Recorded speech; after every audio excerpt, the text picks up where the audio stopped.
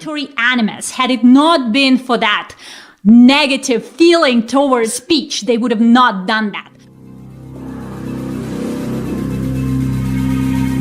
Kansas has possibly the weakest open records law in the country. In this case, shows us once again, police training does not work. Police training does not work, especially when police officers feel threatened in any way.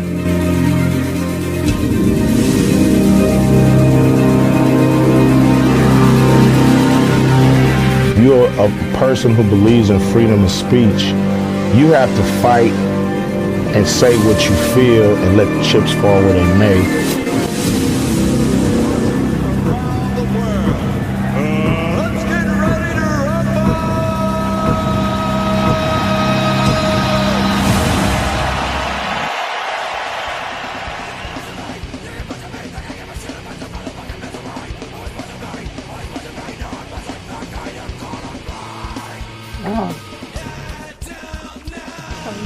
Before we conclude, may I take a moment to make an announcement and share some information with the community?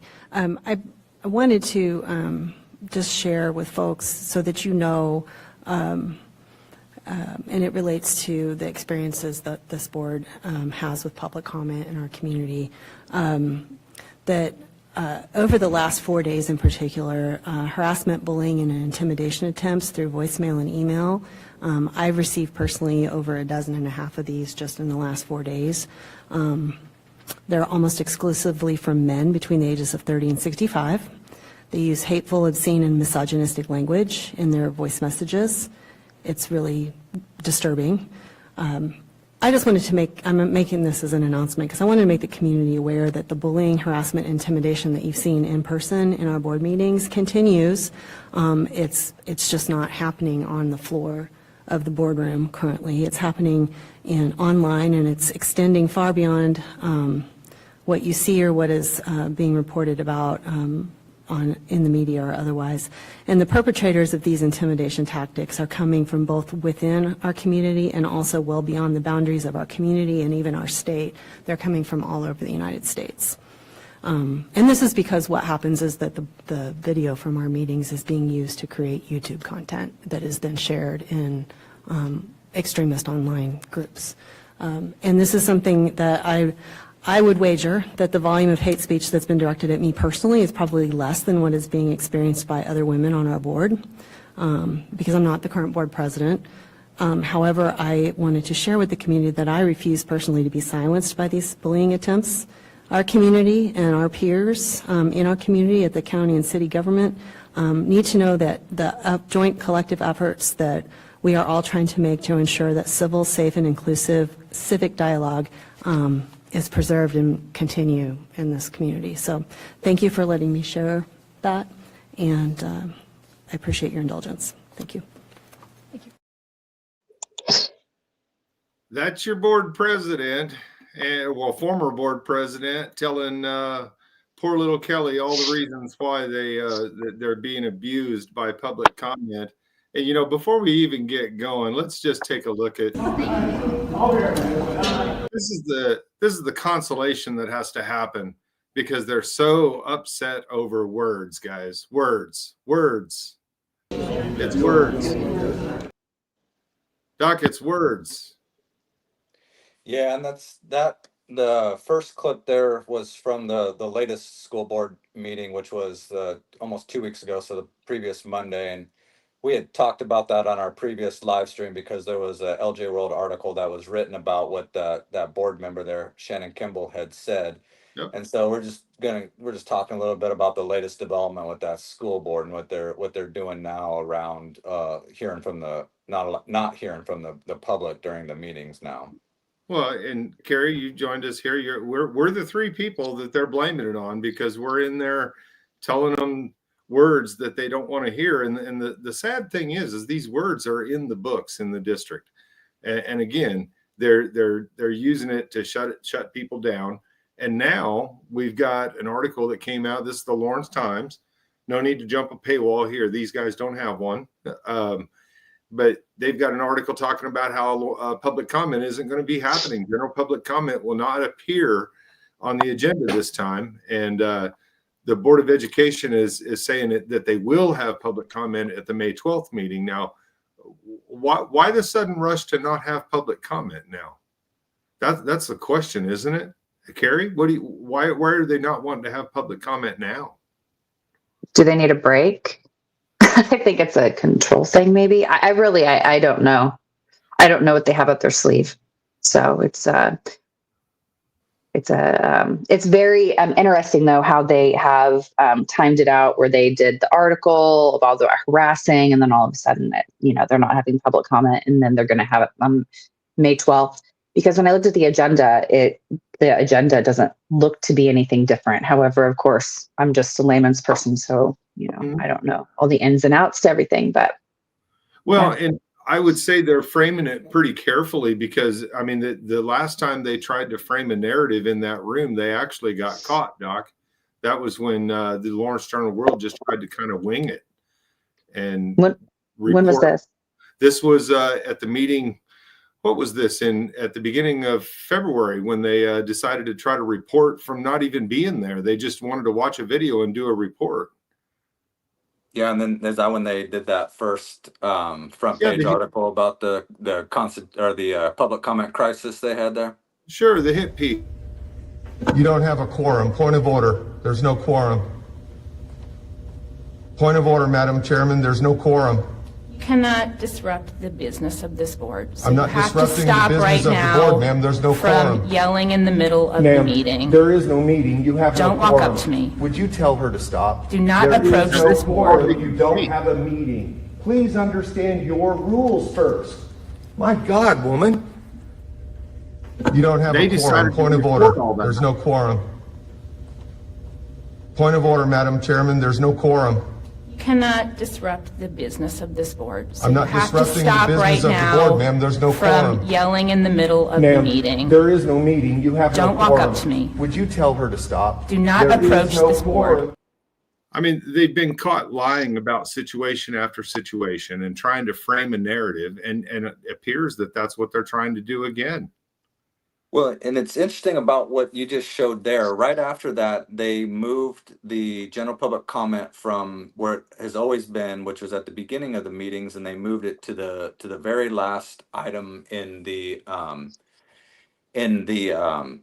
agenda. So it's the last thing that takes place in their meetings, and all this was happening right around the time that there in February, where the story broke that there was a teacher in USD 497 school district at Prairie Park Elementary School who was raping kids in that school there, and that all kind of broke at the same time. And so it seems like to me that we've been we've been the scapegoat for the school district, and of course then LJ World just runs carries the water for them, being the scapegoat of why they're wanting to move general public comment, why there's a public comment crisis, and then now all of a sudden, after Shannon Kimball gets up there and plays the victim like that for the last part of the meeting about how that harassment, intimidation, and bullying stuff, now they're not going to want to have public comment for this upcoming meeting.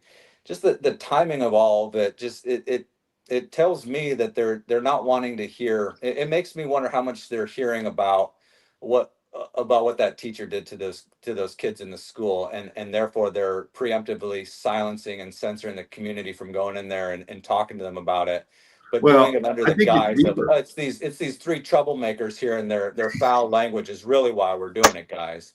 No, you guys are the troublemakers, not me, but but no, I think you're onto something. But yeah, I think it goes deeper than that, though. I think I think they worry that we will embolden the people who are afraid to go in there and speak, that are wanting to go in there and speak about how their kids are being treated. And if they can silence us, then those people, why should they go in? And I making an example. Yeah, we need to make sure that those people have the path cleared for them. You mentioned that situation at Prairie Park, and I've met Topher Inneking just in passing at a school board meeting. I don't know the guy personally, but everything that he's doing is telling me that he's the kind of guy that we want looking out for our kids. Let me get back to this post that it was on the Lawrence Journal. Damn it.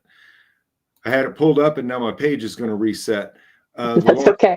Lawrence Times site, but the he is posting constantly about this.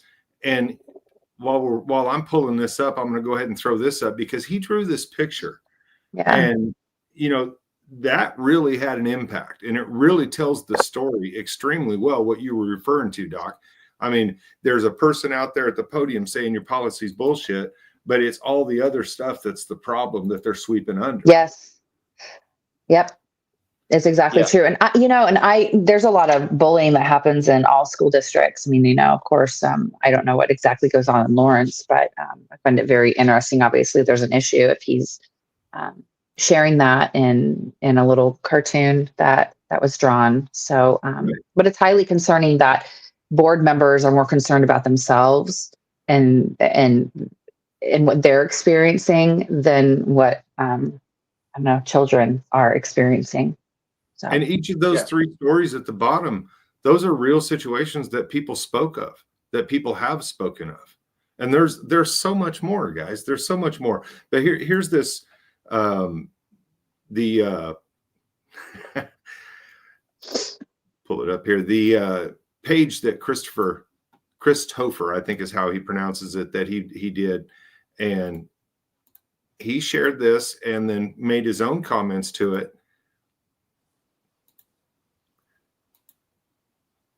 I don't know how well that's being seen. Let me see if I can make it a little easier to see. There we go. We've lost 14% of our students. Our community is dealing with the trauma caused by a district employee. Parents are having to get restraining orders to ensure their kids can go to school. What a time to cancel public comment. It's almost like they're doing everything they can to cancel the voice of the people. Exactly. That's the point. Yeah. That's the point we're making here. And that cartoon is that he drew. So he drew that, and then I think he posted it wherever online, like the night of that when that article came out last Sunday. But it's misdirection is what's going on there. So Shannon Kimball and that board is up there saying, well, look how bad we have it up here. We're the actual victims. Yeah, never mind you parents there, and those three people down there are saying things like their child has been bullied to the point of almost committing suicide. Mm-hmm. There's a child rapist in this school district, and then I can't see the other one, but it's another one of those issues. And that stick figure. My kid was sexually assaulted by your employee. Is that the one you're talking about? Yeah. Wait, it took a restraining order to protect my kid in your school. Right. Yeah. So these are like serious issues. So sad. Any issue a parent has would be serious, but these are serious issues that are known in the school district, and they're going to waste their time sweeping, focused on painting us as some sort of huge threat for them and intimidating and stuff like that. But never mind the actual victims in all of this are the parents that have these legitimate concerns that this school district is wasting so much damn time on, and then now they're not even going to allow the public to come in and comment on it at this next meeting, and the timing of it is just really suspect. Right. And another one of those extremely. There's another accusation that was in their school district as well of a teacher that was inappropriately touching students as well, and that hasn't been. What's that? That one hasn't really been talked about a whole lot, and there's other situations that's gone on at the school that have actually made it into court. And there was one of them that I was aware of that I actually was asking an assistant DA about. Okay. That it didn't seem like anything was really going to happen as far as investigating the teacher. Here's a little clip from that day. There's like a doorbell on the outside of the door. And does the DA's office intend to pursue any kind of investigation into Patrick Naughton and the things that happened at the school? Does the DA have any comment on whether they're going to pursue any of those actions? And then do you have any comment on how a police officer can get a stalking conviction against a citizen?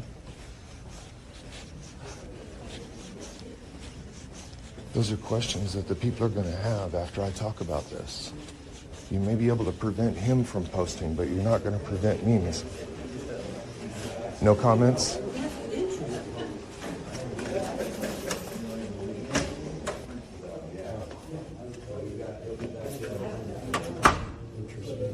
What's up, Michael? How you doing?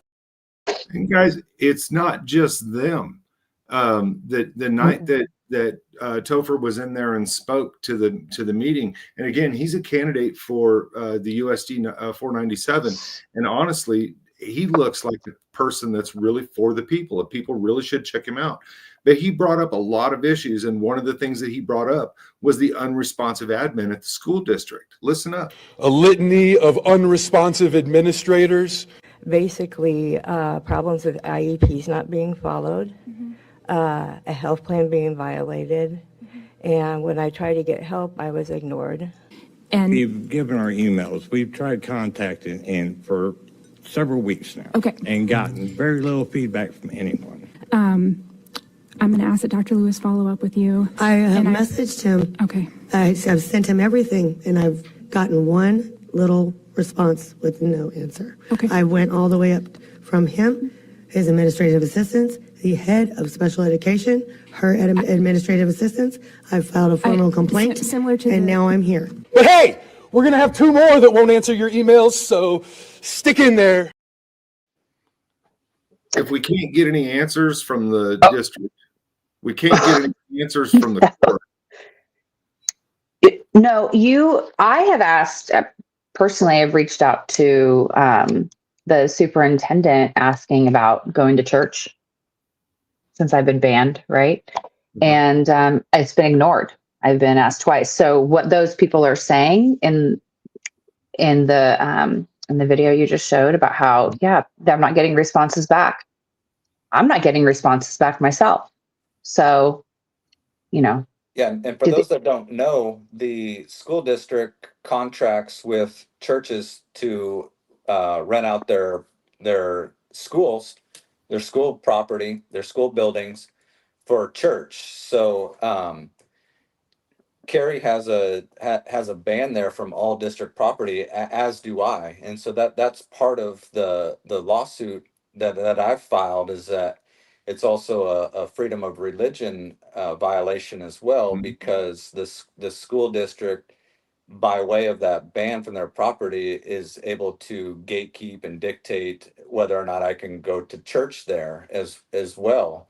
And then so the same thing applies there for Carrie as well, in terms of now she has to ask to go there as well, and they're not answering. They're not even responding to it. No. Well, and the other thing is, and again, I want to point this out because this can't be stressed enough. One of the things, and I posted this a couple times today, one of the things that they always stress on us is you'll have to argue it out in court. You'll have to figure it out in court.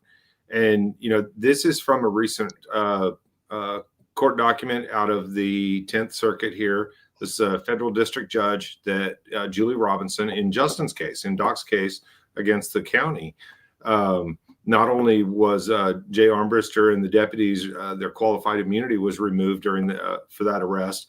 The judge went on to say, as he also alleges that members of the public may not use vulgar language, and this is the problem in that room. They're having a problem with our language. But the judge says, given that members of the public are entitled to 3 uninterrupted minutes during the public comment period, it is not clear, based on the allegations, that such speech causes disruption or disorder when the commission has already set aside that time. And that really comes into play in too many other situations that are happening across the country right now. We've watched that situation in Okeechobee happen where, that 3 minutes was just treated like it was a nothing, a couple few words and then you were out of there. Didn't matter how much time had gone by, and didn't matter what you said. I guess I would like to understand why we have to sue in order to get something to happen.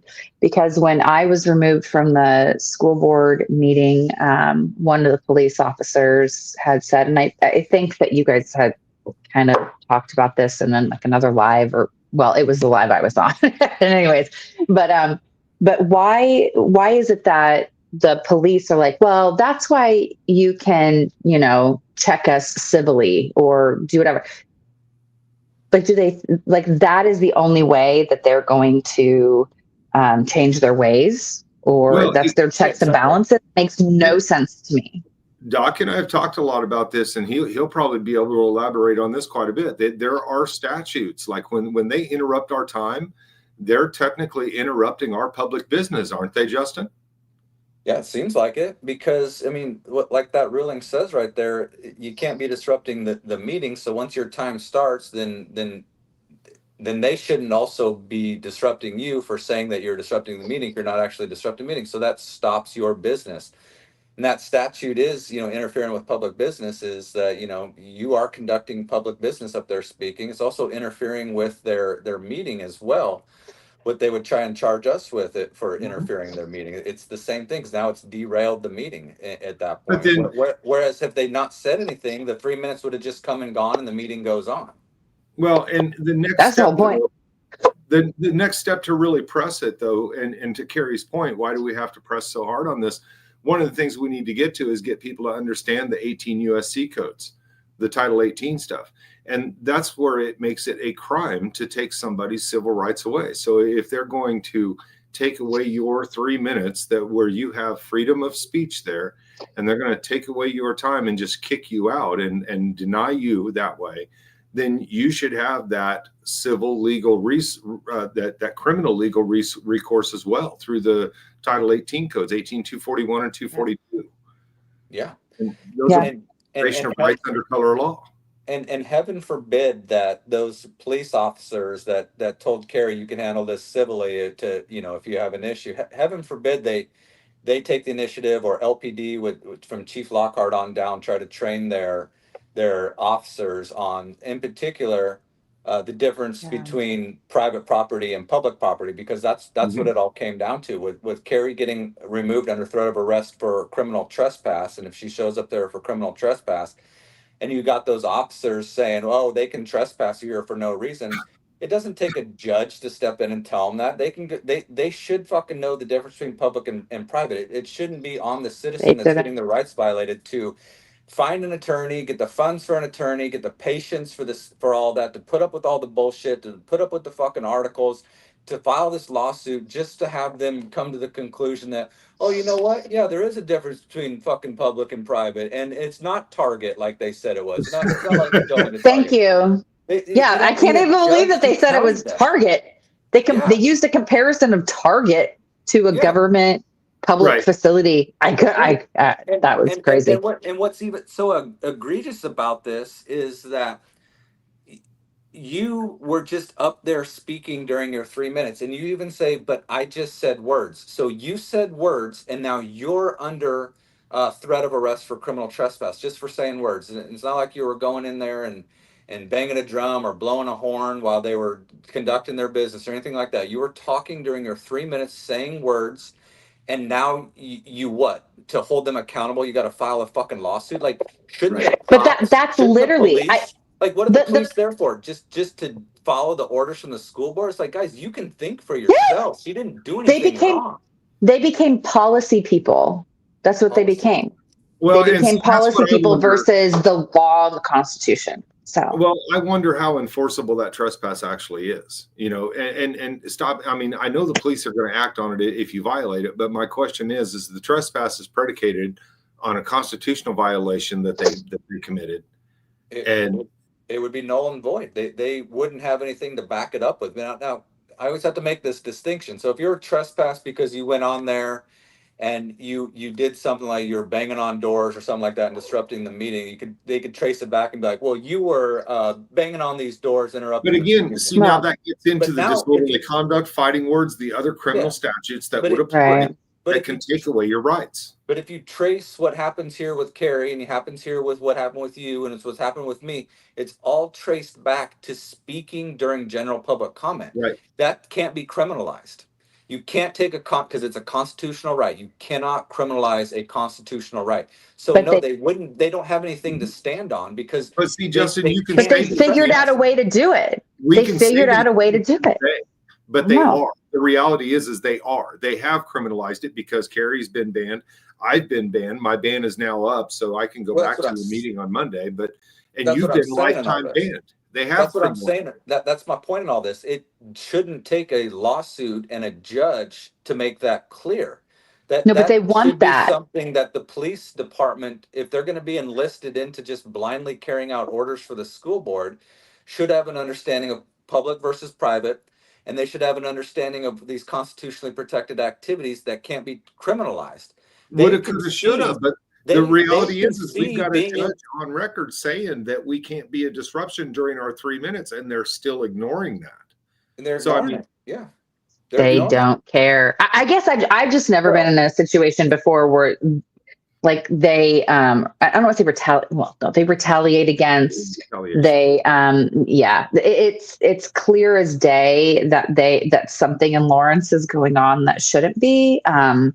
Because it seems like the school board had, I don't want to say, like after you were banned, Michael, like from my conversation with the police that, oh yeah, they didn't remove you because the board was just asking for you to sit down. Right. But for me, it was, they had obviously had a discussion about things. And so they understood that, yeah, okay, when we say it's time, then I get removed because I said shit. So. And bullshit. Anyway. Well, I think actually Justin is the one bullshit. I actually think I said, I'm that bitch. So whatever. What's amazing to me and all that, in particular with that officer told Carrie that if you have an issue with this and you want to fight it, just take it up civilly, as if it's a foregone done deal conclusion.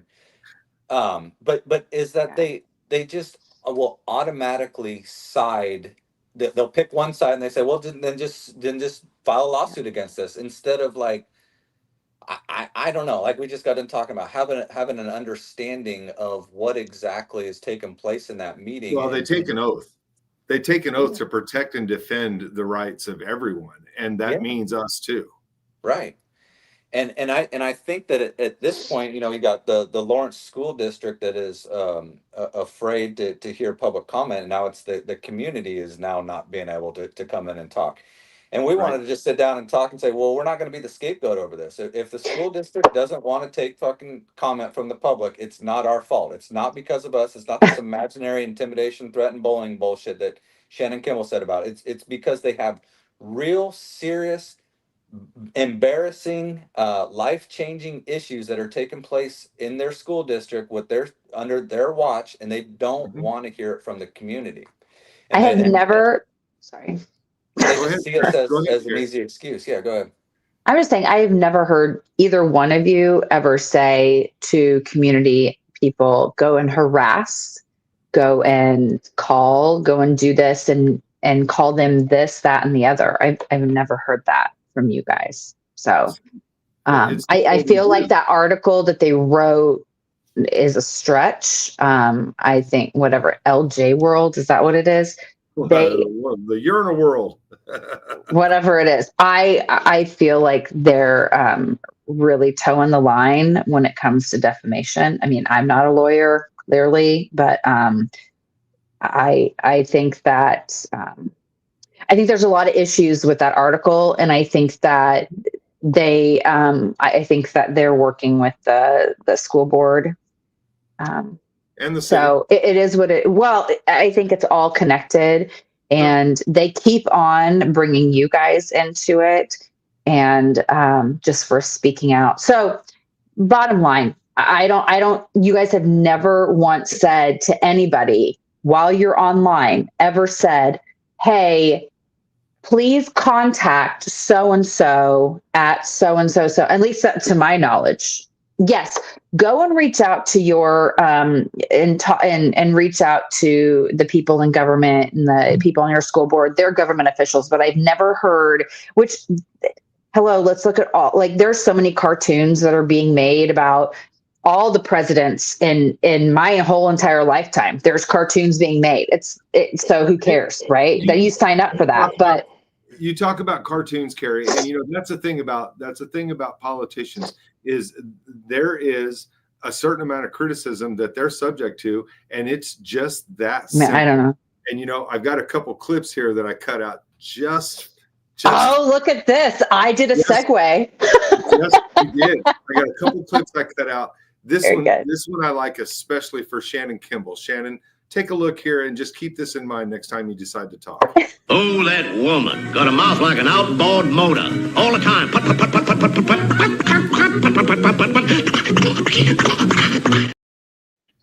and then Kelly, when you get up there and you sound so hurt. Well, I know just what you're gonna say. It's predictable. It's just totally predictable because you've got the same pattern over and over. But I couldn't give up the foghorn leghorn, man, because every time I see Kelly Jones, I just see him going, boy, I say, boy, slap, you know. And if somebody wants to draw that up with Kelly Jones's face on it and send it to me, I'll be sure to post it, man. And I'll even give you artistic credit. But, no, I mean, that's what I see every time. We're showing age by those cartoons, Michael. But that's the level of criticism that politicians open themselves up to when they run for office. And I'm sorry, that's the thing. Like it. That's the thing. I have never felt like you guys have ever been like, hey, reach out and give them hate and tell them this, that, and the other. I don't feel like you've ever done that at all. Reach out and tell your, government officials like how you feel. Okay. But it's not like, hey, give them death threats. But quite honestly, has anybody seen a death threat? Have you seen the proof of that? No. And I don't no know that they're ever going to. No threats. None. And they can talk a lot about what they have. But I'm telling you, people, Justin and I both did core requests with different places trying to get information, and they won't give it. They won't tell us the feedback they're given a lot of times. I don't condone any of all that, like harassing type of behavior. Oh, kill yourself, whatever. I think that's horrible. But I have never heard any of you guys, either one of you, doing that. So. No. Well, and that's crossing the line of that's not free speech anymore. It's violating the fighting words, and it can be criminal. You can be arrested for that. All I've heard are cuss words.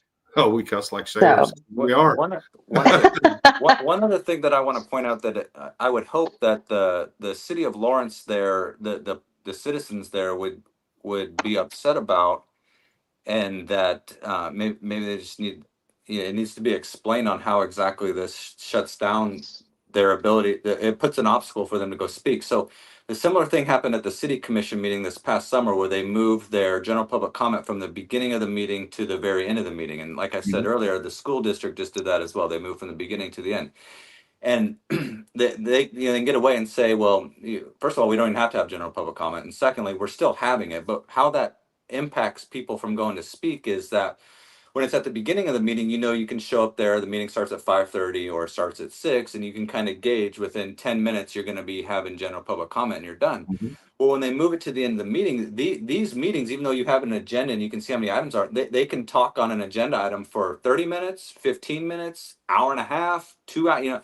You don't know, and so that just keeps moving the time that you speak.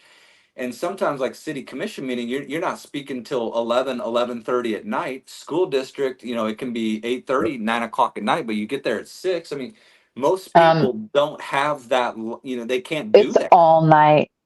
It's all night. They can't do that. And so what they end up saying is, oh, fuck it, I'm not even going to go in and speak. So that's one of the ways your government there, Lawrence, has said we don't really want to hear from you. Yeah. Yep. We don't want to hear from you. Well, and the other thing is they make it as though we. I've noticed in all the videos. So you look at the school board, the couple clips that I had there. They used to show the public commenters, but now that it's been you and I and Carrie's come in, notice where the camera angle is when the public commenters are now. They're at the front. They don't show the podium as much anymore.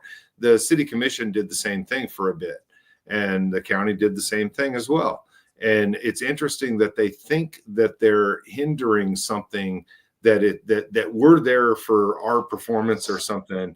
And it's like Kimball talked about people using our videos to make content.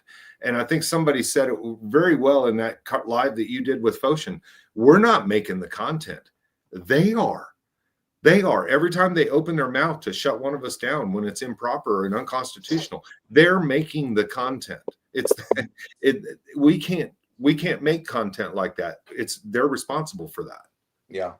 And something that we've learned along the way is like each time that we go in there and we start speaking somewhere and it's speech that they don't want to hear, they find embarrassing or they just don't like, they will start to do everything they can to restrict access to public comments. So whether it's the library going from not having a time limit to we start speaking there, now it's 3 minutes, the moving the public comment to the end of the meeting. But another thing that the city commission had did is that they also stopped broadcasting their general public comments. Yep. And so they would broadcast the entire meeting and then stop recording for the general public comment. Well, just recently, within the last couple of weeks, the Kansas legislature passed a Senate bill that says that all government agencies that are filming their live streams can't also not also film their general Right. public comment and put If it they're out going there. to have public comment, they got to They include have it to in the post broadcast it. as well. It's got to be Mhm. included. And so technically, the city of Lawrence didn't do anything wrong because that statute wasn't in place, but it's a damning piece of evidence that shows that they really don't want to hear from you, community members. They really don't want you guys coming in there. And the only way that they will do it is if they're forced to by the state legislature. It's kind of like the cop. The only way we'll be forced to actually uphold your rights and stick up for your rights is if some legal thing happens, instead of us actually Yep. just following the Constitution, knowing the statutes, knowing the fucking difference between public and private. Instead of us actually doing that, we need to be told by some law or something that tells us to do that. And guys, let's not forget how this whole thing started. Let's go back 5 years and remember how this whole thing started. This started with a father, a college professor, and a veteran going into public meetings and expressing his concerns about the COVID doctrine. And regardless of how you feel about that, Was that in Lawrence?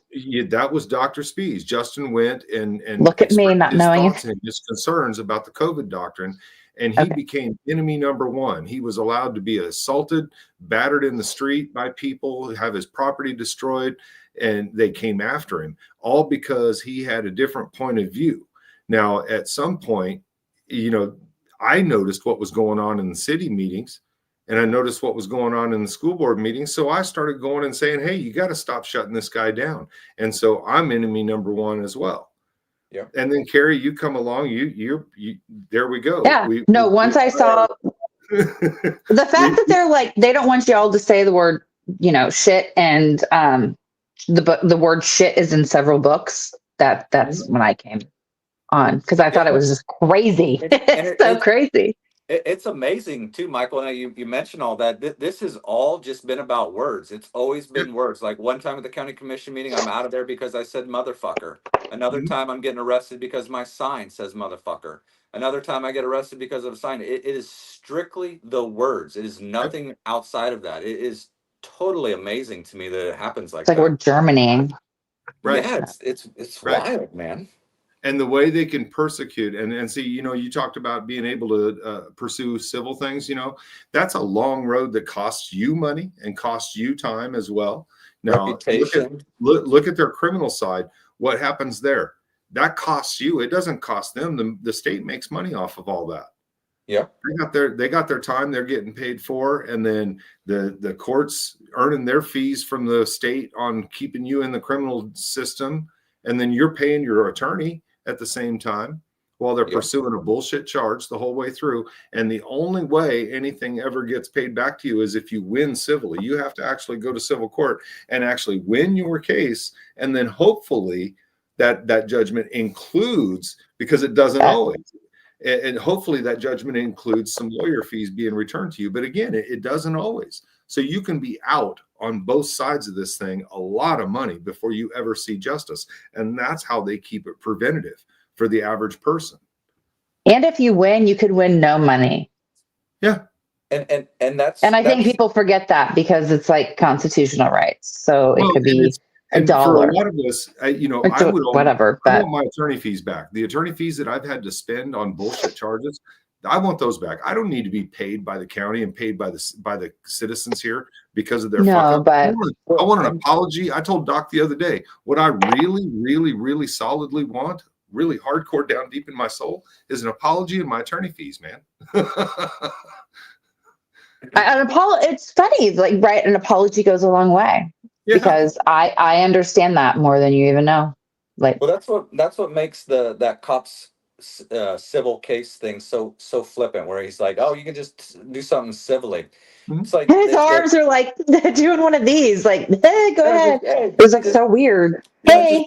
Just go through all that shit, and at the end of it, And I said, that's no fun. Like, no, who wants to do that? Who wants to do that? I don't want to do that. I'm sorry, but no lawsuit is fun. I had a realization the other day. He's not worried here in Lawrence either. This is a realization I had the other day. They let Lockhart get away with lying about the Community Police Review Board and how that was going, and let that review board collapse, and they backed him on it. That's convinced me that even if local officers lose qualified immunity, I'm convinced that our local governments would indemnify them and pay the bill for them. It wouldn't be them personally suffering for it. I'm convinced that our local governments would defend them all the way to that extent. Well, we already know the papers will. So the Douglas County Sheriff, Jay Armbruster, he lost qualified immunity, and a couple of his deputies and a lieutenant lost qualified immunity on their lawful arrest of me. But you wouldn't know it because LJ World and Lawrence Times won't report on it, and they're well aware of it. But they won't let the community know that the head law enforcement officer there, right there, lost his qualified immunity. Instead, they run a puff piece about him starting up some podcast and how they quote him as saying, "We're just like you guys." Oh, really? You're just like us, huh? You hate the words on my sign so much that you fucking kidnapped me and battered me and hauled me away for no fucking reason. Yeah, you're just like one of us, aren't you? Well, and social media is such a problem that they're going to join the movement. Well, yeah, but it speaks volumes to the Lawrence Times. Somebody had said that they're kind of like what the equivalent, like what Bernie Sanders would be like. That those are their kind of readers, but that they themselves won't even write an article about how the sheriff lost qualified immunity. They're backing law enforcement around there. I mean, it just blows my mind that they won't report those facts to the community there, because it's kind of a big deal to know that your sheriff did that to somebody twice. Yep. Well, Carrie's opened up the floor to question. Anybody got some I questions? did. Put them in the chat. The little type thing. Yeah. But the thing about the qualified immunity and the indemnification that can happen, it just seems that's the track that the city seems to want to follow, is that they're going to defend these officers all the way down, no matter how far it takes. Well, yeah, it's that us versus them mentality. They're on their side and we're on this side. Yep. I never felt that before until recently, I have to be honest. I was just walking through life naive, obviously, but yeah. Well, and that's you're exactly right. That's how most of us go through until something happens. All of us, something happens to get us started. You look at the situation down in Okeechobee, Warren Sapp. I mean, there's an NFL superstar that was just going along about his day and gets violated in a way that he stands up and he recognizes, he says, "Hey, hold on." And he joins the crowd down there. And now he's regularly getting violated by them as well. And that shit was wild, because they went in, they were speaking during a county commission meeting, and that county commissioner was trying to say that they weren't speaking anything that had to do with their business, and then he was trying to direct them and say, "Oh, you got to talk about bridges and roads and stuff." It's like, well, you really don't get to dictate what we say. But he ended up having, it was like 3 or 4 of them, and including one of them was Warren Sapp. One other one was John Felix, and good. And but they were removed just for speech as well. They weren't disrupting the meeting or anything like that. Yep. Carrie, there's a question for you. The books you complained about part of the school's curriculum? If so, are the students forced to read those books? I'm glad you put that up there, because I was trying to type, but no, I don't, because I don't know what's in the curriculum in Lawrence. But what I do know is that the books that I have spoken about are just in the library. I don't know anything about the curriculum. And that is something that Kelly, after one time I spoke, she cut me, they pushed me out of the live stream and said, "Hey, you've never been into our libraries. You don't know our curriculum." And I'm like, "I've never claimed to have known your curriculum, nor have I ever said I've been in your libraries, but everything's online." So no, they're not in the curriculum to my knowledge. I'm just speaking on what I am seeing in the libraries.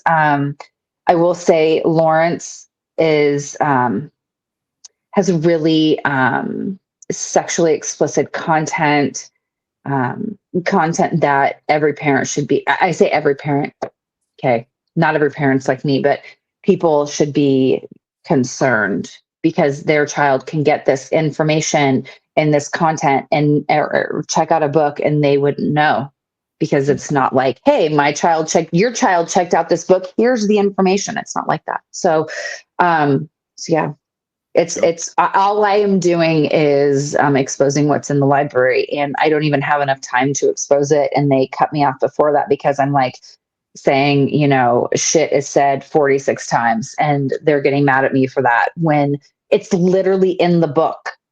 Like right. you can go on and you can get a book from the Libby app if you want more information. I can talk about that later, but the Libby app, and you can look up a word and it says how many times it has been said in the book. It's not that difficult. So ask, like it could say, hey, there, however many times it is, but basically, no, and it's not in the curriculum. But it doesn't matter it doesn't matter if it's in the curriculum or not. But I will say this, if it's that bad, it's in the library, and the stuff that I'm seeing in the library and that I have looked at, and I'm not the end to all obviously, but I'm concerned about what is in the curriculum, but I don't know it because obviously I don't have any children there. So, and that's because I'm that bitch from some other. Sorry. They allow that language in those books, but then they say the adults speaking during the meeting can't then also say those same words, and they say that when you do say those words, it's a disruption, so you're out of here. It's an absurd thing to see and to witness taking place. Shouldn't those books be a disruption of the children's education then? If it disrupts a meeting, yeah, but we've already shown that it's not, it's not a disruption. But if it disrupts, okay, but here's the thing. Like, see, Michael, okay, so if it disrupts a meeting, then wouldn't it disrupt a day in school? Wouldn't it be disruptive that way? In one situation, it would be disruptive in another. And if it's so disruptive to a school board president to hear the word, I mean, imagine how the child at 12, 13, 14 feels first time reading the word. These books, and not just the cuss words, but the sexually explicit content that's in it, it leads to the grooming that is done. It leads to human trafficking, and there's a lot of information that goes to that, and that's like a whole nother thing. But like the district is blindly just ignoring this, like they're pretending like it's not even there. Right. Like I don't even understand. I look forward to May 12th. Yep. I'm gonna knock this one out real quick and then we'll continue. AB asked about where are we at on bans and trespass about the three of us. Doc is on a permanent lifetime ban, and that's from Dr. Lewis and those antics back in 2020 to 22. And then I just got off a 60-day ban from the end of February to the end of April. So I'm now able to go to the meetings again. And Carrie is on a 60-day ban of her own. Yep. And when does yours expire, Carrie? I believe I can go to the May 12th meeting. Okay, and May 12th. And then here's how they do it now. So if you're not banned, you're not able to go online, are you? No, that's the library. I'm sorry, that's the library. No, it'll just be me now. No. You can't go online if you're. You can't. Okay, I'm sorry. You're so sorry. Go ahead, Justin. You're right.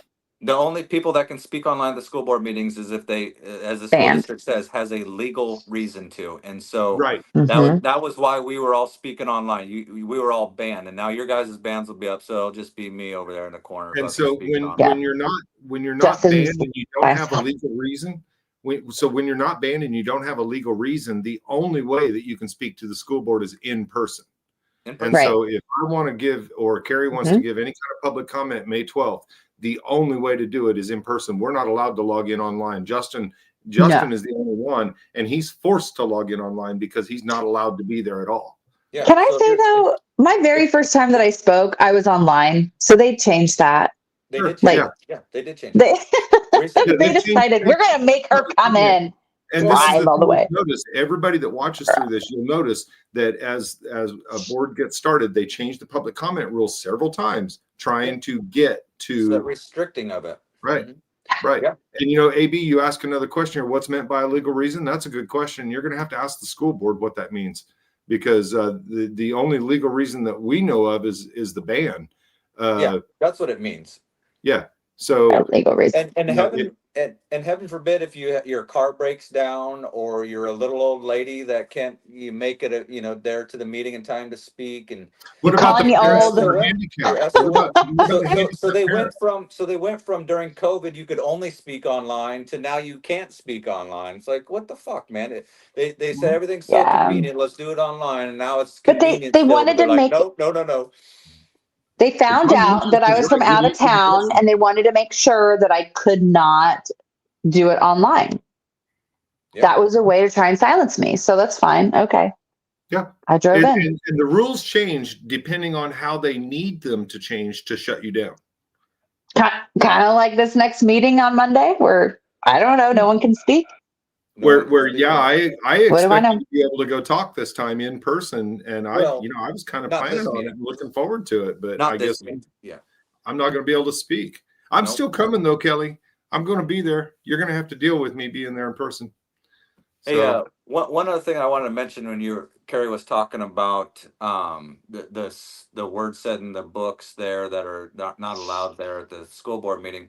I was Yeah. actually in the process of reading. It's the Moms for Liberty versus Brevard County Public Schools down in Florida, I believe it is. And I was reading that case law, and I actually got thrown out of the school board meeting while reading it because in the lawsuit it says shit, and I read shit and they threw me out. But I didn't get to another point that I wanted to make, but it speaks to what she was saying there, and it says that this is the judge. He writes, and it is remarkable for the board to suggest that this speech can be prohibited in a school board meeting because it is inappropriate for children when it came directly from a book that is available to children in their elementary school library.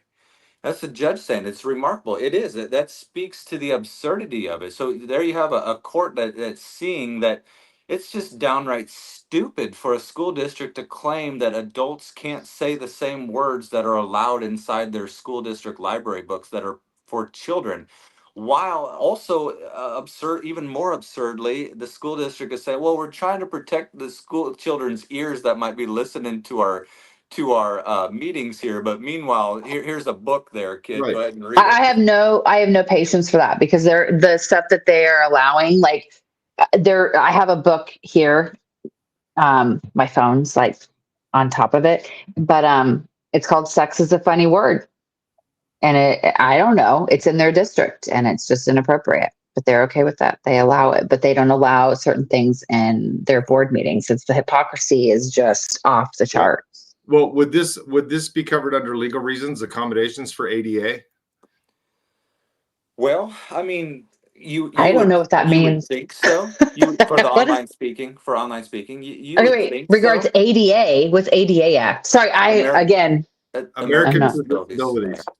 American Disabilities okay. Act, and I don't really know. My guess is they wouldn't because Oh, they didn't do okay, that during COVID as well. So okay, I get that. they wouldn't allow people that didn't have masks on to go in there and speak, even with a disability accommodation. So Wow, I don't even think the ADA shields them from anything at this point. Huh. interesting. That just Well, maybe less relevant. I was hoping to challenge that online. Judith had a comment here. Kelly seems to imply that distance made you less Yeah. relevant. I was hoping to challenge that online as a past educator, behavior therapist, and having worked as a mediator, but they blocked me. That's how they handle opinions that are challenging them in ways They'll that ignore you, they don't know how to argue with. Is they just block you. You're ignore you, Mhm. block you. I mean, the fact that like I haven't gotten a response back from the superintendent regarding church on Sundays, it says a Well, lot. And I've asked it's not twice. so I've sent much. 2 emails. So I don't know. Whatever. It's not so But much that they don't listen to you or hear you because you're out of town while you're speaking. It's that they're because they don't. It's that they're like openly It's true. challenging you and coming at you, and me to an extent as well, based solely on not living in the district. Like they take issue with it. It's not just that they're not going to hear you out or whatever. They're almost like offended that somebody outside the district is there speaking. I think Kelly wanted to do a gotcha moment, like I figured you out, and I was like, I never pretended to be anybody else that I wasn't. Like, I don't know. They've done that all. All of them have tried to do that with us as well. The gotcha stuff, and it's like, how do you do a gotcha with somebody that really you don't have anything on? What are you going to do? Right. Yeah. Exactly. I don't know. I'm the book lady in my district. I don't know. Whatever. It is what it is. But yeah. Yeah. Well, I'm just curious. Like, there we go. Sorry. Go ahead. I was just going to ask if there's any other questions out there. Yeah, I was going to say the same thing because like people were asking good questions. Yeah. But, I'm going to go ahead and say out here. You two board candidates, Matt and Topher, if you guys ever want to join us online and discuss school board issues, you are more than welcome, and we'd add you in and just give you a platform to speak, buddies.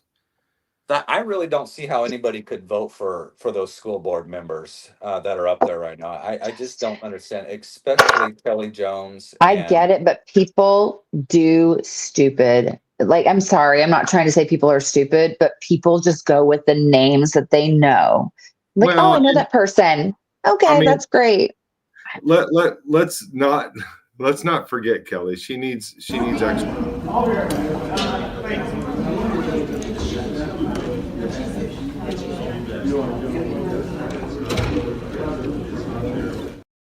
Everybody just needs a little pat on the back every now and then. That's after the meeting and the board coming up and like rallying behind her. They're acting like she just got done with like the most traumatic experience ever. But meanwhile, what has happened is, under threat of arrest, she's ordered police to remove citizens. So if anybody needs hey, it's all right, you can power through this. It's us that are getting fucking thrown out of there, not them sitting up there and just listening to some words. They're the total soft victim mentality up there. Like she's just gone through like a 12-round fight, and they're like, "You're okay. Look at you, strong woman." Yeah. I think all they do is they like Kelly as she's up there. She's just like listening and just waiting for one of us or somebody anybody, not just us, but to say a cuss word, and then she's like, "Okay, we're done. All right, moving on next." Like that's how I feel because like. Is she even listening to anything that we're saying other than that? Because when I was like, oh, shit is said 46 times, that's your warning. And then it's you're out. Yeah. So I don't know. Okay, but what's your KVP asked a question. Is there not an attorney that sits on the dais when those meetings take place to let them know what the federal and state laws are that they may be violating? Well, and it's an interesting thing. Are any of those guys attorneys? No, not that I'm aware of, but it's an interesting thing that the attorney that is working on this stuff is also on the city commission as well. He's actually the vice mayor, so he's the second in charge there, and he's been a city commissioner for years now, multiple terms through COVID as well. But he's also an attorney, and the law firm that he works for there in Lawrence represents the school district. And they also represent the Douglas County Health Department. And so that attorney himself, his name's Brad Finkeldite, he's the vice mayor, but he's also their attorney for the school district. And during COVID, he was also the attorney for the Douglas County Health Department, which was advising the Douglas County commissioners on their COVID policy. So that he had his hands from one position as a city government in the school district and the county commission. And nobody sees that as a problem around there. They don't see that as a conflict of interest.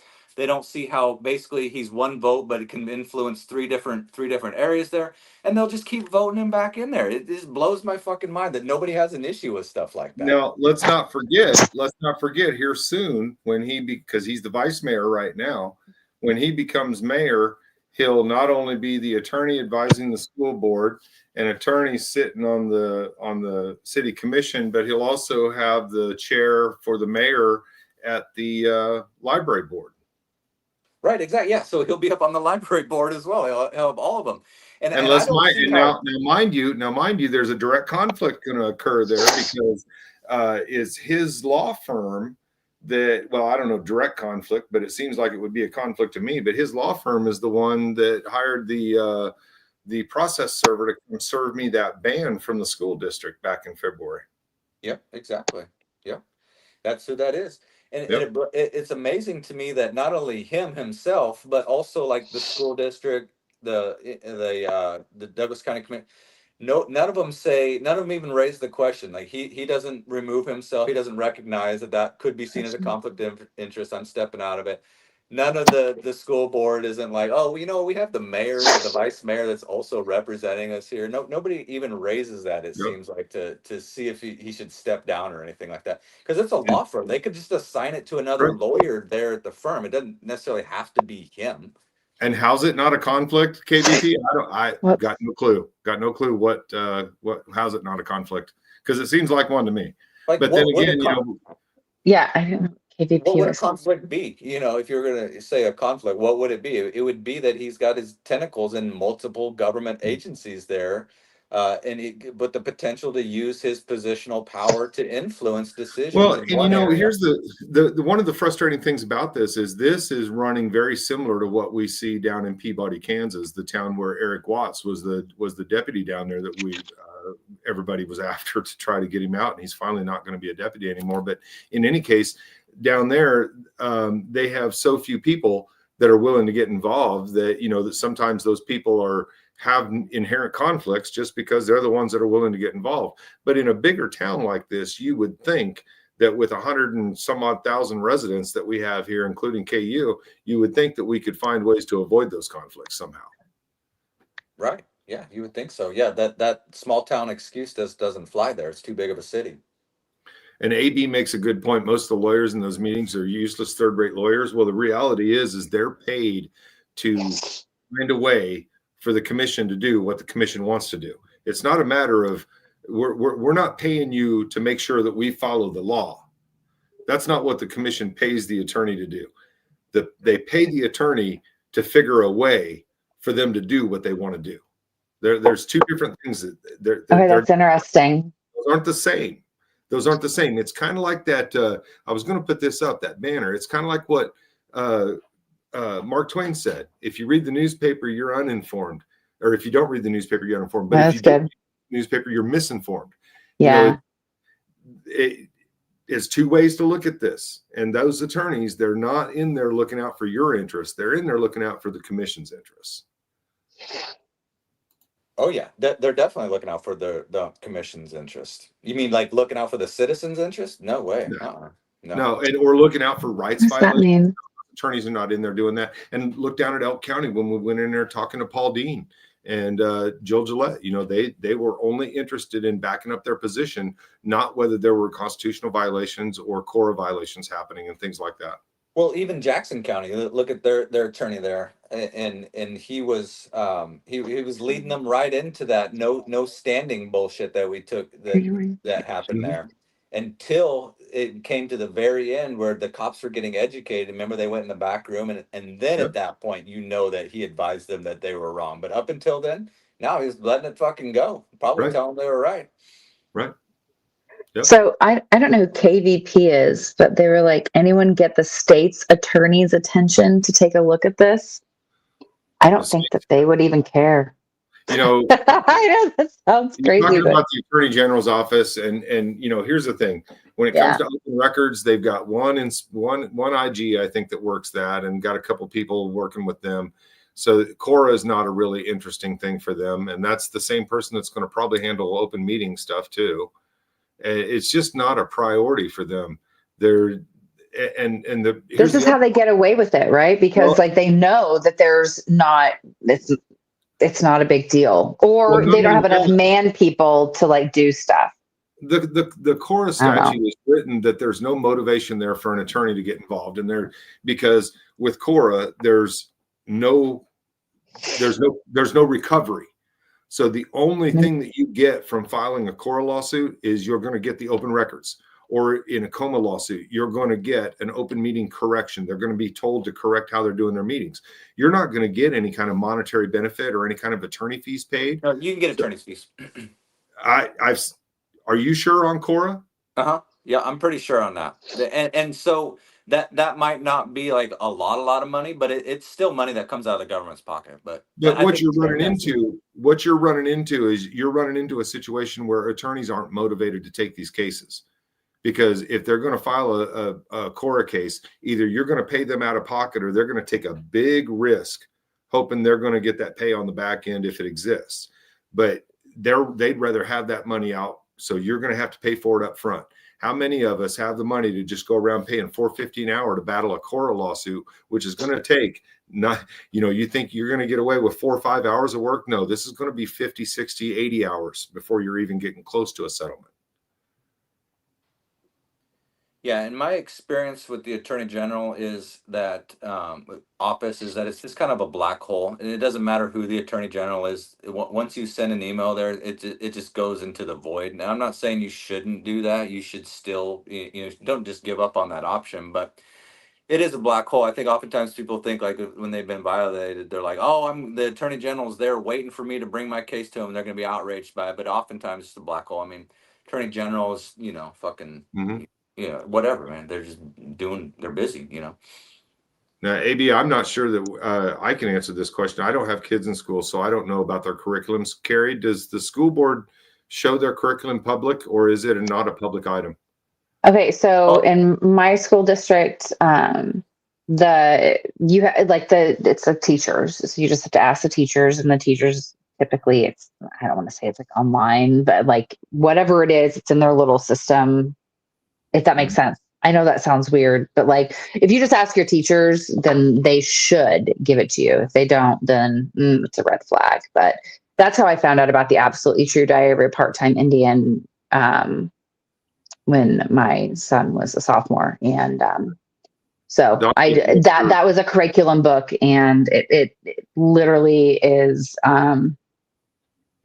it says some derogatory terms, and it's sexual, talks about masturbation. So yeah. Doc, and I challenged that book. Well, USD 497, they used to, I'm not sure if they do anymore, but they used to, like within the last 2 years, I know I had looked at it. They had all their curriculum posted up on their USD 497 website. And you could go in kindergarten all the way up to 12th grade. And you could click on each one of the different fields for what's expected and what is taught for each one of those grades. And the reason why I know that is because they had implemented it was called like gender identity and sexual something or other coursework, and it had to do with teaching kids, talking to kids is beginning in kindergarten there at USD 497.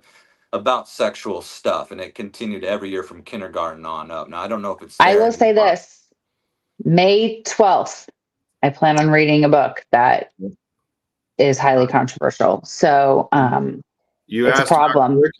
It's not in curriculum that I know of. Well, but that there is USD 497. Yeah, here's your curriculum. So they used to have it laid out though. You could each had a hyperlink. You could click kindergarten and you'd see what they were being taught, first grade all the way up. I don't know if they have it anymore, but they used to. It already. Which that's pretty transparent, actually, right? Like that's pretty transparent. That's not what I saw back then. So, and I'm not saying it is anymore, but I don't know because I haven't researched all of that. So I just know about I'm pretty decent. School boards. This kind of stuff up here. There's a lot of information out here for parents to be taking a look at, and it's got all the courses listed. In John Winchester, honestly, it should be a law for all public schools to post their curriculum online nowadays. There's literally no reason not to, and it's true. I agree with them. I agree with you. It should be posted online. It shouldn't be challenging. It shouldn't be like you have to go into this stupid or this extra website and have all the it just should be out there. Yep. So, I just searched USD 497 curriculum and came right up. So, that's great. That's great. I can't say it's like that in Gardner, but yeah. That's another question. AB, you ask a lot of questions I don't have answers to, man. Anybody got an idea on that? What are schools deciding to okay. Why are schools deciding to sexual? Well, here's the thing. That's the question, right? Because didn't we sexualize each other? I mean, and I don't mean that.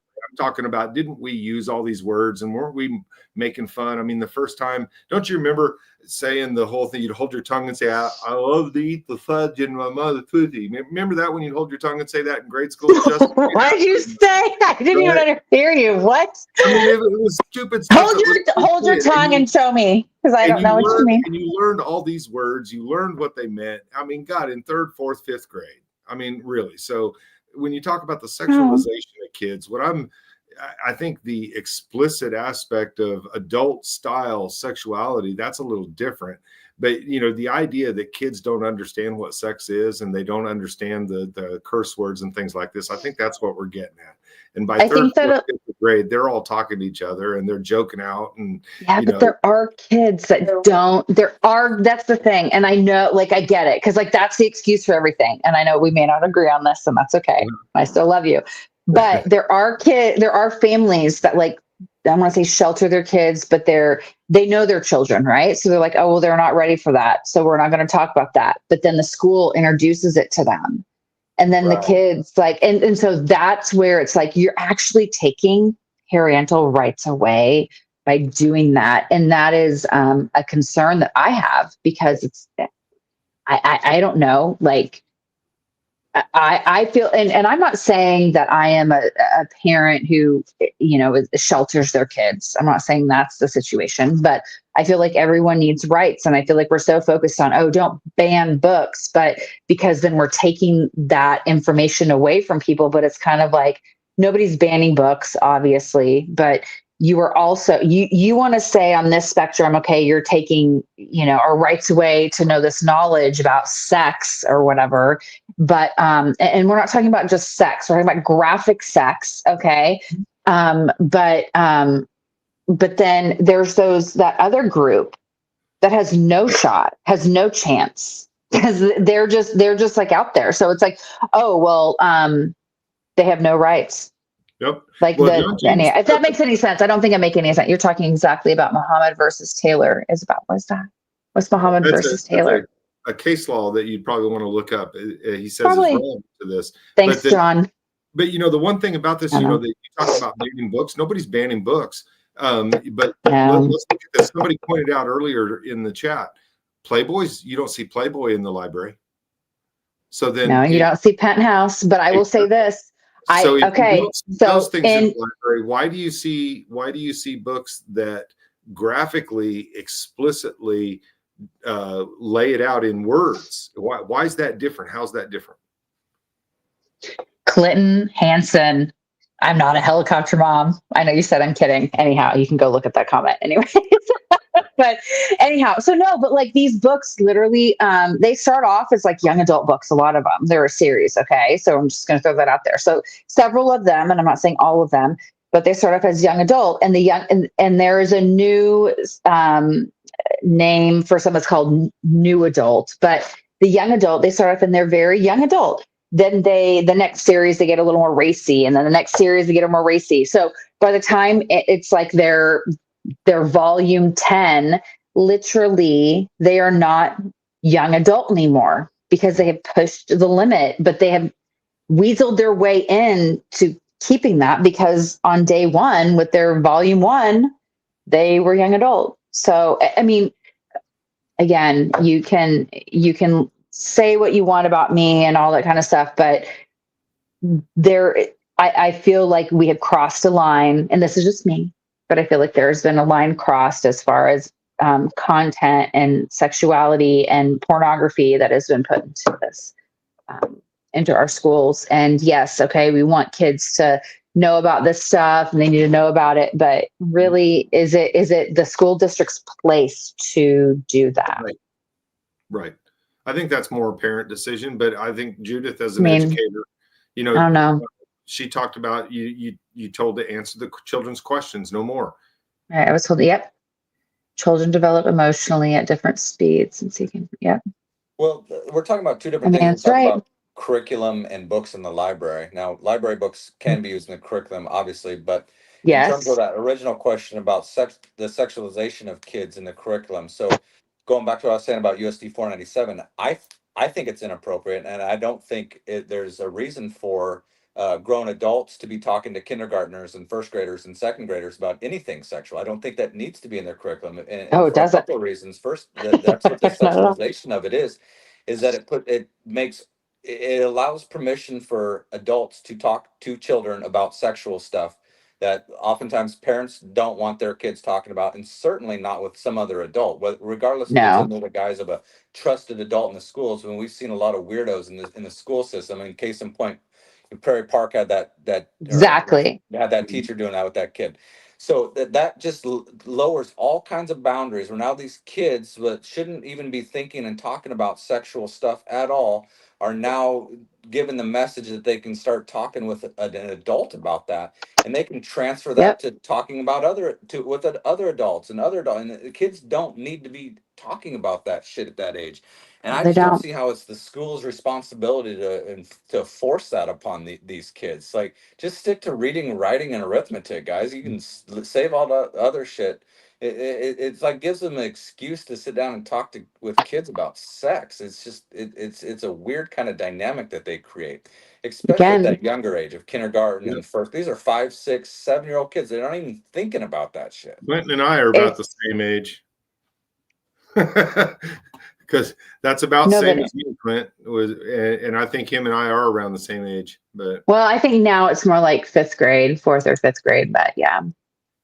And I think parents, can opt out of that stuff. Obviously, I think that they can, and I think that gets into what that case law was. But the thing about it is that not every kid is opting out of it, and so that dynamic is still being created. That boundary is still being lowered. That, hey, kid, come talk to me about penis. That No, kind of but stuff. Like, parents don't know about it.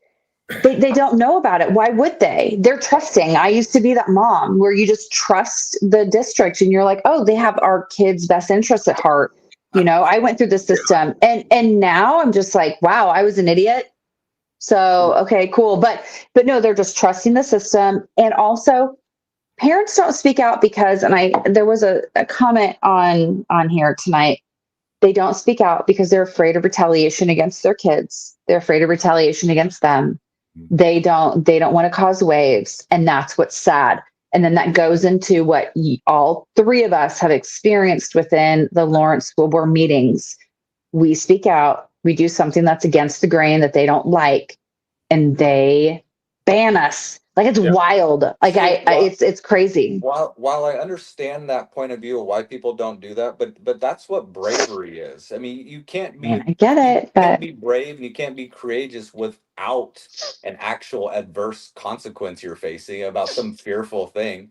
Not standing up and speaking for fear of something bad happened to you is not brave. That's called cowardice, is what that is. And people I'm might say, going to well, tell you, it's smart not to do that, but it's still cowardice because I want to talk about their bravery and their cowardice because, here's one thing that we haven't really touched on. This happened at the library, but it does directly affect the cowardice. Now, you remember, Justin, when we went into that meeting, the first one that I went to you with, I found this book right out prominent on the front. Like, as you walk into the library, there's a area where you walk through into the main area, and there's 2 racks there. It's like they're big books that are up front, right in the front where everybody can see them. That Pussypedia book was up front there. Ever since I brought that up to them and pointed it out to them, I haven't seen that book or anything like it up on that front rack since. And that was at the library. Yes, and I think that right there points to their own knowledge that there's a problem with this, and it's their own embarrassment of having it pointed out to them. Yeah, and for all you bleach-heart liberals out there watching it saying, oh, so what? Pussypedia, be a little bit more progressive and open-minded and enlightened and stop being so conservative about that. Well, the issue is that same library that puts Pussypedia out there says that you can't say anything, you can't say vulgar things inside the library. And if you say vulgar things, you're out of the library. But meanwhile, Pussypedia can be there front and center for every kid in the city to walk by as they're going in there. But heaven forbid you say something vulgar and you're out of there on a criminal trespass. It's fucking bullshit. Exactly. This whole like trespassing, it's gotten out of control, and it's just a power trip. And the fact that the police are in on it and they play the game and they become policy people versus law people and constitution people is highly concerning, and something that I didn't even realize until literally within the past, 3 months when it happened to me. And I've learned all this stuff from Michael and Justin.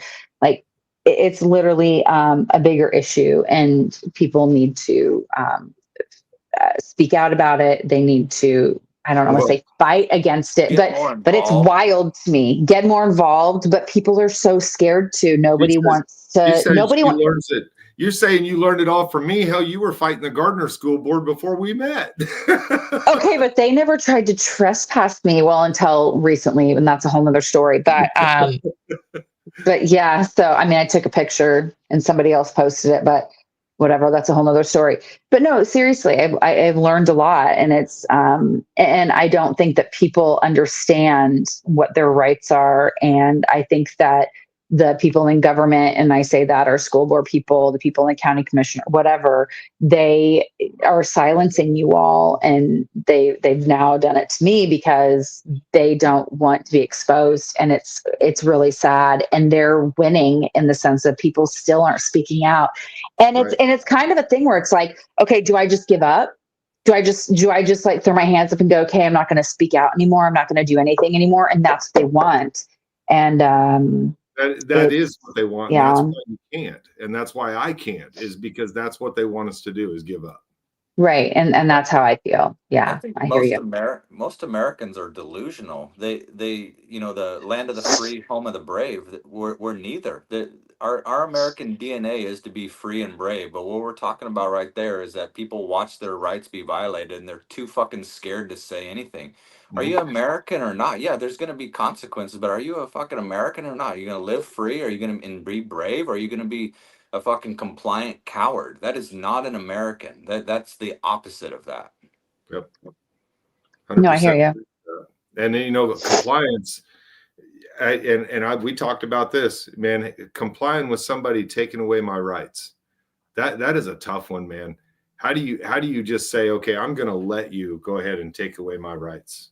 And it just feels wrong. Everything about that feels wrong. Everything in me says, no, you're not going to take away my rights, and I'm going to do everything in my power to keep my rights. But I just didn't know it was as big of a deal as it is now. Well, but that's why I'm here. That's why I've done, and that's why I can't stop speaking out at Lawrence. Well, the more people that stand up and realize that it's a big deal, the closer we get to actually getting more people to change it. Because that's what it's going to take numbers. Somebody put it in there. It's going to take numbers.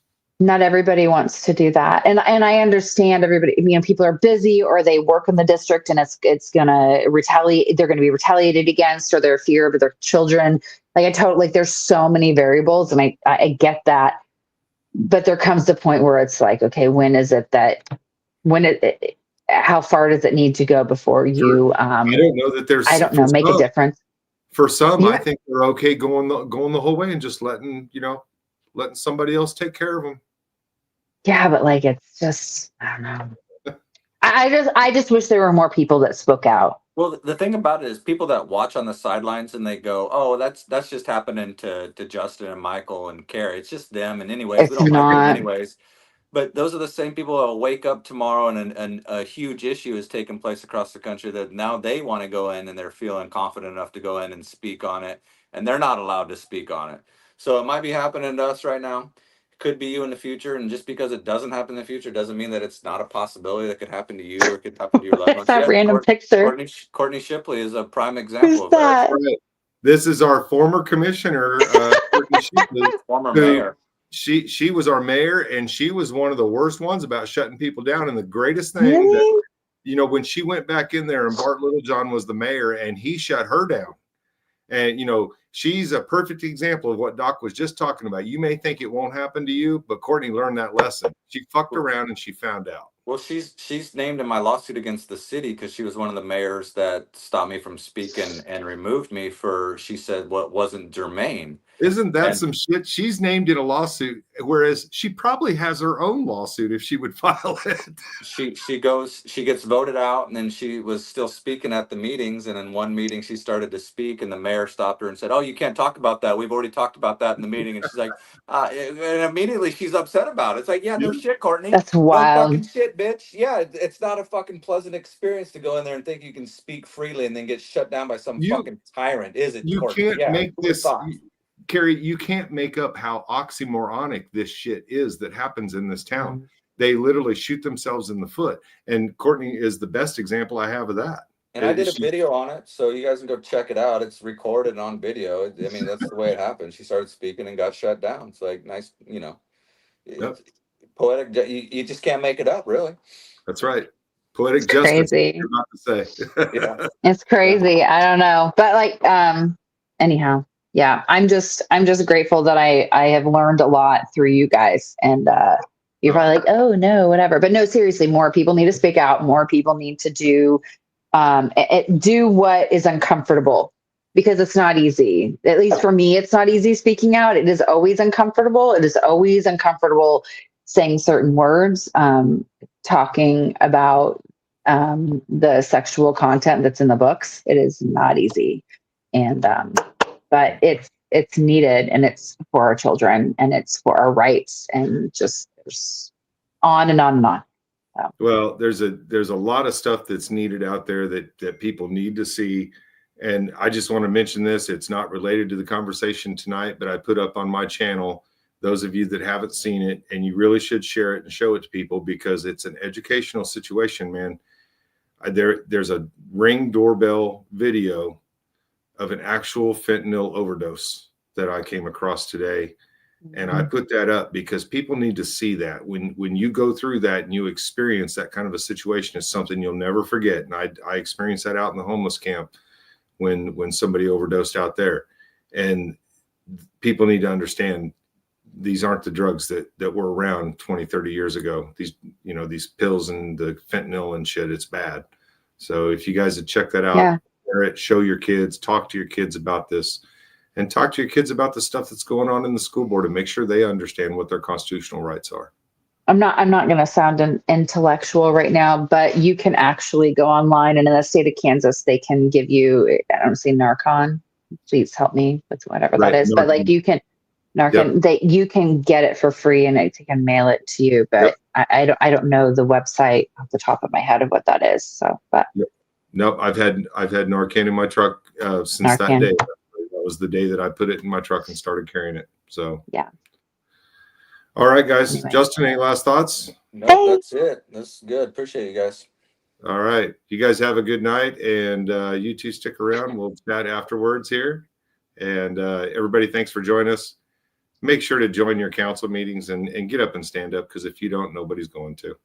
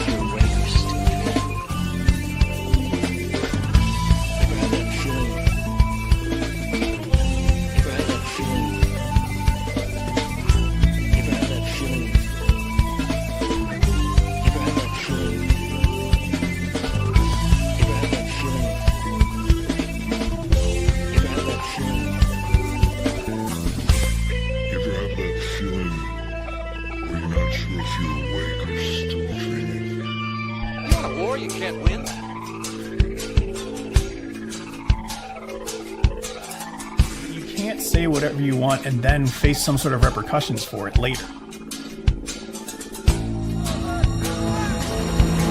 Next one, son. Nothing else in the world smells like that.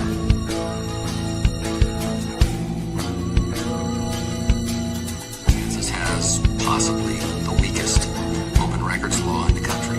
Retaliatory animus, had it not been for that negative feeling towards speech, they would have not done that.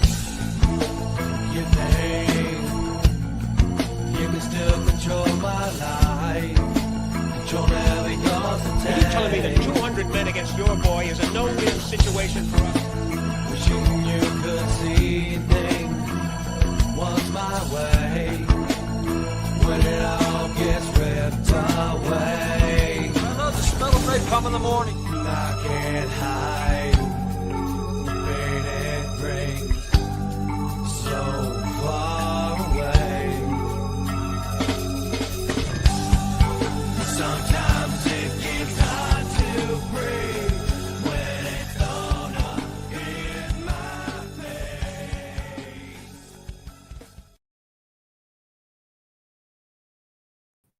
Brett, come